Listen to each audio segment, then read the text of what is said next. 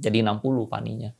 Itu sih bro. Apakah targetnya lu revisi gitu? Kayak tahun lalu kan sempat ngobrol misalnya 25.000 lah atau berapa. Apakah lu ada perubahan dari target? Sebenarnya logikanya gini ya, dengan lahan 1.800 hektar, itu NAV Pani itu di 19.000 bro, NAV-nya. Kalau dia bakal right issue masukin aset gede nih, misalnya, dia kan hitungnya tanahnya cuma ratusan ribu tuh per meter. Ya kan, kalau nggak salah sekitar 200 atau 300 ribu lah per meter, kalau dia masukin di lewat right issue. Itu equals tuh kan jadi gede tuh, dijualnya kan 25 juta sampai 30 juta kan. Itu sebenarnya kalau dia masuk lahan ratusan hektar aja, itu sebenarnya NAV Pani langsung naik jauh sih bro.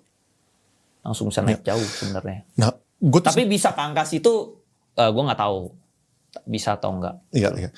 Gue sebenarnya udah apa namanya ya? Kan kemarin waktu sama si Chang Chimen, gue di sisi seberang. Gue di sisi kayak kenapa gue percaya Pan itu bakal turun 50% gitu. Dan gue udah habisin peluru gue. Maksudnya peluru gue kayak kenapa itu saham bakal turun gitu misalnya. Jadi gara-gara gue gak ada ide, jadi gue bakal menanyakan hal yang sama gitu. Kenapa ini tesis Pani itu bakal turun gitu ya.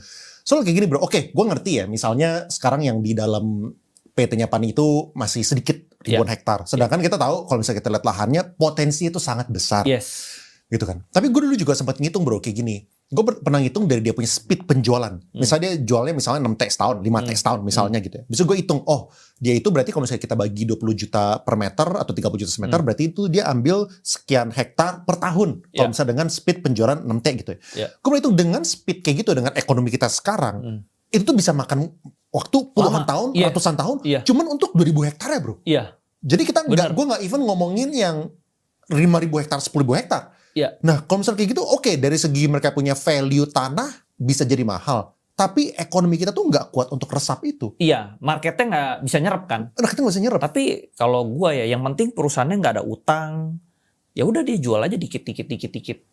Kan harganya makin mahal ya. Semakin hari semakin mahal ya. Kayak nanti jalan tolnya kebuka mungkin harganya bisa naik di atas 30 juta ya.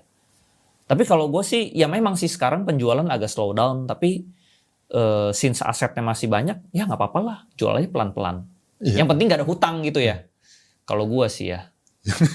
Yang penting asetnya masih banyak lah, setidaknya masih bisa dijual lah.